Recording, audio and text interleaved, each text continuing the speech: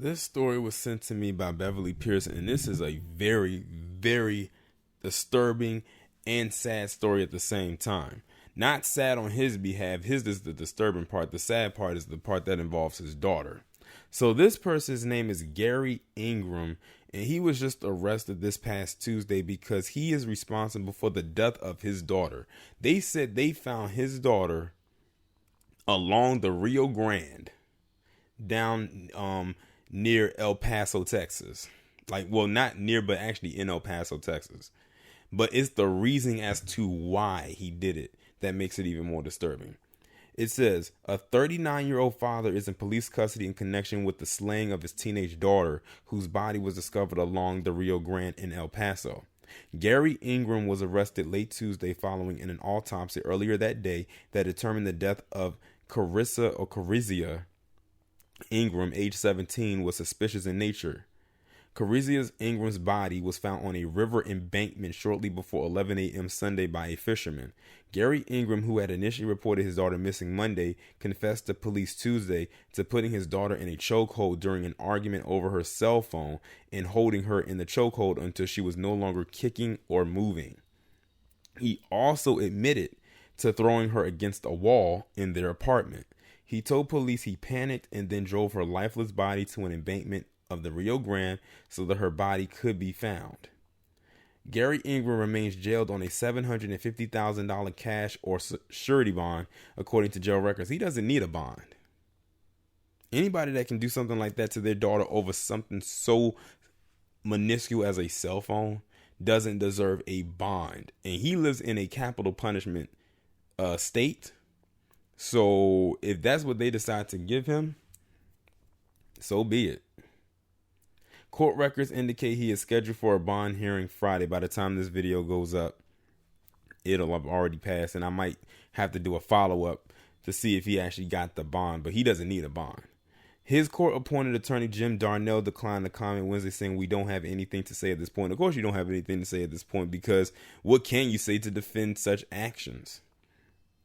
Carizia Ingram worked at Blake's Lotaburger, according to the affidavit. She was found Sunday wearing her work uniform, and her body displayed bruising along her neck with trauma-like markings on her chest area. It is unclear from the arrest warrant affidavit what time she was killed. A neighbor in the vicinity of where her body was found told police he heard his dogs barking wildly at approximately 2:30 a.m. Sunday, but did not see or hear anyone in the area. Investigators determined that Gary Ingram had authored text messages sent to his daughter's phone in an effort to conceal her death and disappearance. That is some sad shit right there. Over a cell phone? It could not have been that serious. Like, he practically tortured her. They said he strangled her until her body stopped moving, until she stopped kicking. And I don't know if it was before or after, when he threw her body up against the wall and then dumped her body in an embankment. This is his daughter right here that he did this to. A girl that he helped bring into this world. I don't know what it is with some of these parents nowadays, but I have been doing some horror stories lately on the mistreatment of these kids at the hands of their parents. First, you had that chick that I did that Strag Tales video on down in Florida who smothered her son to death and then raised $4,000+ on a GoFundMe for the funeral, and whatever else she made from that, she probably tricked off somewhere. Then I just did the one about Francois Brown, who killed not only his own son a few years ago, but then killed his girlfriend's son a few months ago. Now you have this story, this guy killing his daughter over a cell phone and then dumping her body in an embankment. I think what's worse, besides the fact of him killing his daughter over the cell phone, is the fact that he just dumped her body like she was trash. I don't know what it could have been that could have frustrated or pissed him off that much to do something to go off like that. But he ended his daughter's life, and his life ultimately is over too. Because I highly doubt he's going to walk away from, I know he ain't going to walk away from this. he's definitely going to be going to jail for the rest of his life.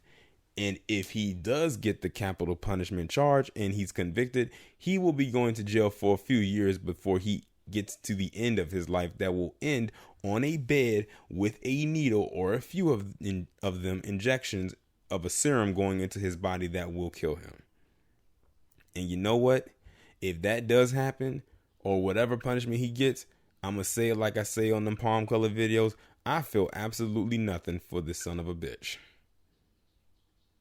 But rest in peace to his daughter and to all of her loved ones. I offer my condolences to them on both sides of the family. Anybody that's not him, of course, because he doesn't deserve it. Y'all let me know what y'all think about this down in the comments, and I'll talk to you in the next one.